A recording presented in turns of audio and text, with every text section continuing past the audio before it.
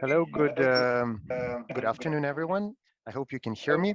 And I just wanted to thank Dr. Matthew and also Dr. Ratna for giving these comments and other speakers. Congratulations on the delivery of the report. And I just wanted very briefly, before I go into the short presentation about the OECD and our relevant work, just to highlight that the issues that you have mentioned today during the presentation are, of course, very important. First of all, digitalization. Just yesterday, I was at the presentation of the report of the colleagues from the Asian Development Bank, specifically focusing on the digital entrepreneurship. They have a focus of it. And one of the things that they mentioned, and I just want to build on this, that actually digitalization also created new opportunities for many businesses. It decreased costs for becoming a business, for creating your business, and for sharing information, and of course through e-commerce, through international trade. And also, when we say international trade, it's not only in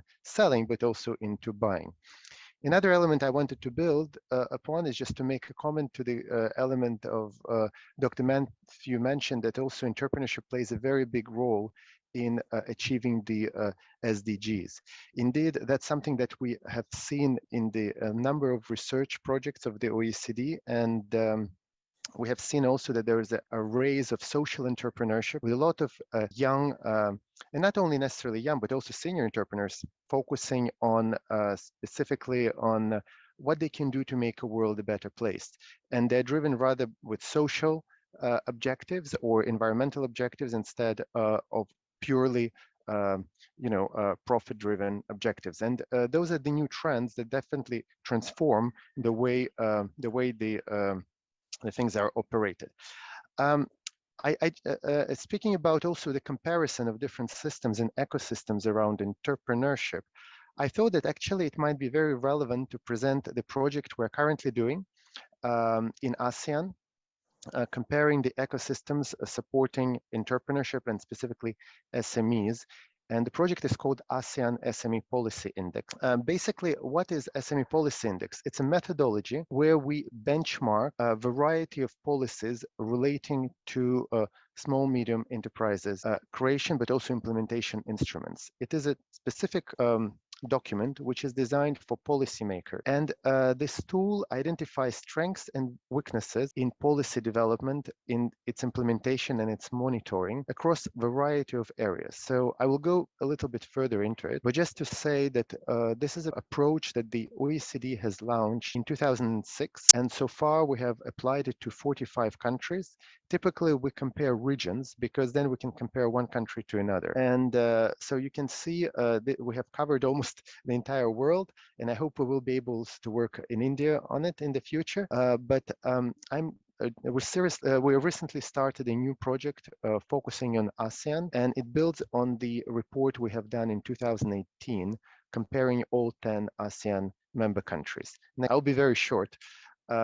So basically what we have done, just to give you an idea, at the ASEAN level, they have agreed a policy which has it's specifically focused on promoting SME development policies in all 10 countries, and they have put a number of indicators. So it is called SubSmet, and you can see it on the screen. It's a yellow document. So what we have done, we have translated, developed some 600 indicators that report to this document, which allows us to measure the progress the countries are making across the areas and policies relating to SubSmed achievement. So how does it work? So we have translated the 600 indicators into a number of dimensions, which are formed out of subdimensions, and subdimensions are formed out of the indicator. The indicators we have developed in 3 areas. On one side, they are focused on planning and design, so something that it's an intention to do. Second group forms implementation elements, and the third one focuses on how government can monitor and evaluate the implementation of this policy. So what we do, based on the answers of the government, which we also compare through the independent assessment and research institutes in all 10 ASEAN member states, we actually regroup them into, we provide numbers, we score them from 1 to 6 per subdimension and per dimension. So you can see on this slide, for example, how the institutional framework dimension was scored among 10 countries. And you would be able to provide a similar graphs for each of the country individually and seeing where the strengths and weakness. When we speak about institutional framework, we're saying if there is a national policy for that, is there a dedicated agency that supports the implementation of SMEs? Is there a coordinated approach at a national level looking into? And you can see, which is not surprisingly, that some of the countries, for example, there are a number of countries which are in an early policy stage, which is Laos, Myanmar, and Cambodia, but then there are countries which have a more developed system, and there are countries which are presenting good practices, for example, Singapore or Malaysia in this case. I was speaking about 600 indicators, but de facto, they are all divided into 8 areas. One of them is productivity, technology, and innovation. Second, it's about greening SMEs, access to finance, access to market and internationalization, the institutional framework, legislation, regulation, and tax. We also look at entrepreneurial education and skills, and social and inclusive SMEs. So for each of these areas, we actually provide a score, and under each of these dimensions, there are sub-dimensions for which we also provide scores. We also, when we define this, we also integrate available data, statistical data coming from, for example, in 2018, it was World Bank doing business indicators or some other available international comparable. So we have just started a new process for building ASEAN SME Policy Index for 2024. We do it together with the ASEAN SME Committee, and we have just created a new assessment, and I'm actually expecting to get approval of the assessment with 600 indicators. They're largely very similar to the edition of 2018 for the sake of the comparability, but we have slightly adjusted them, specifically looking more on the issues of digitalization and, for example, looking at the impact of COVID on the policy. Further that, what we're going to do, we're sending this 600 or the questionnaires with about 600 questions, which are composed of quantitative and qualitative data to the governments.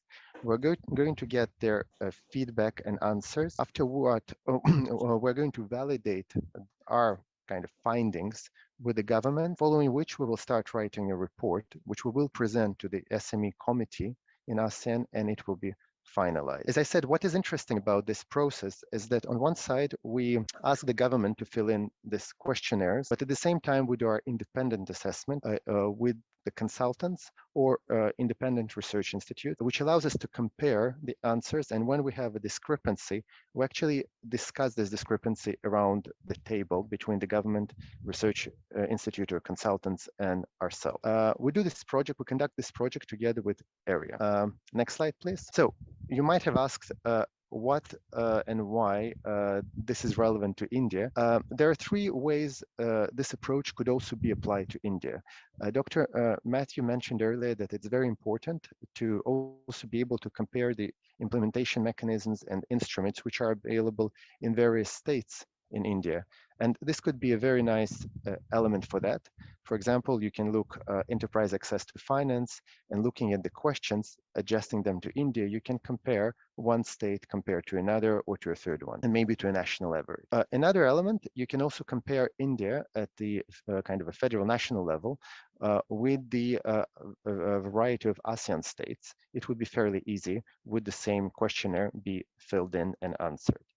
And finally, because we have data covering over 45 countries around the world, could also be used in order to have a customized approach comparing India to the countries which are more relevant. I'm just saying potentially some of the large federal states, for example, to Brazil or to some other countries. That might also bring some of the interesting findings and potentially a learning for the policy. Voila, with this, I just wanted to present you this relevant research, which we do at the OECD around the world. And if you have any further questions, please don't hesitate to reach out to me. And I'll pass the floor to my colleagues, James Drummond, who will present.